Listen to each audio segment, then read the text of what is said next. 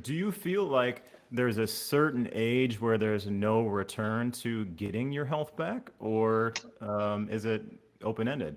It's open. And I haven't discovered a top end. Like I met a guy not too long ago, about a year ago. He's in his late 70s, and a couple in their late 60s that literally had done nothing.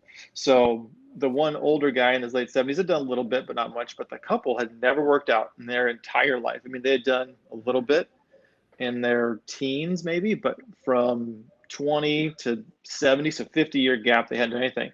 And they are just crushing it. And they are new people. They come in with energy. Their daughter's saying, hey, I can leave my kids with them now because they're vibrant and they're strong. And I don't, so that was just in the last year, a prime example of, to me, it's never too late. I don't think there's a top end to that. I mean, how much return you're going to get, maybe there's a difference between a 25, 35, 50, 80-year old.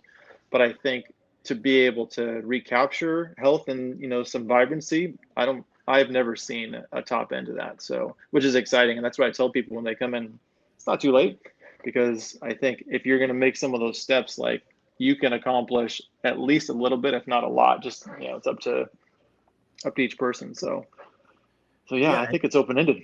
and that's great because you hit the nail on the head there, where they're just kind of recapturing their health and movement and being vibrant. If they wanted to become a bodybuilder, might be a little bit harder at 60, 70 years old. But you could still do it, right? So when you have somebody that Right. comes in that's fresh, that has never worked out at any age, where do they start? Well, sometimes it depends on like where their motivation is in coming in, and I almost always start people simple, and it's like getting them to walk around, and usually that ends up being some form of play. So, like for instance, like if we're going to use this couple as an example, they actually train together, husband and wife train together. And I noticed really quickly the dynamic between them was a little bit competitive. And so I just wanted to get them moving around. So we do really simple little, games like walk a tightrope.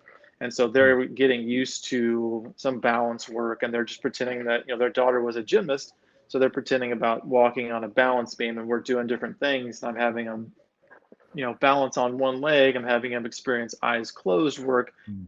Is I'm just trying to get them to move in as many different directions and sense as much of their body as possible. And usually there's not one prescription, because I feel like everyone's a little bit different. And I do think that there's probably some commonalities that you could say are used, but for the most part, I just try and get people to move in any which way I can. And like I said, a lot of times it involves, something that's play, some hand-eye coordination, some tennis ball catch, something that gets them to associate movement with a little bit of joy and fun, and a little bit less of the pressure of getting in shape and working hard and all that, because that all comes down the road. And I think if you're going to get to that point, you're going to get to that point. But a lot of Yeah. people, I've noticed, I'm sure you've noticed the same thing. The barrier is that psychological aspect. So for me, that probably step one is sort of kind of trying to break down some of the psychological barriers to people.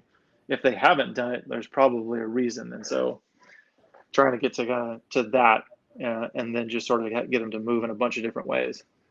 Yeah, I mean, I think that, and one thing about personal training is different. If you're going to write somebody up a program, you might write them up a 4, 6, or 8 week long program where it's, workout A and B, and it's just kind of just generic. Whereas personal training, you need to keep them entertained as well, right? They almost Right. experience a little bit of fun and these different senses. So, how important is it for you to focus on the different senses when you're training people? It is inherent and foundational to probably everything I do, particularly when I look at dealing with people.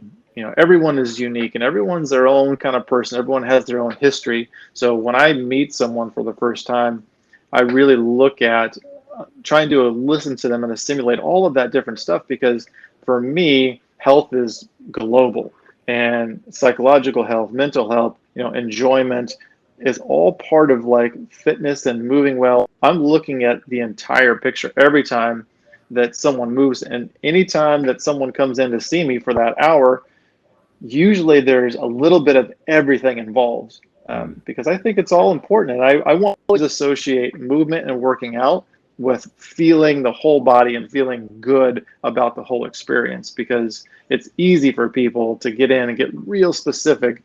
And if you're into that, it's great. But most of the population that I deal with and most of the people I've dealt with, they just want to feel good about the entire situation and they want to come back. So for me, that's has to include almost everything.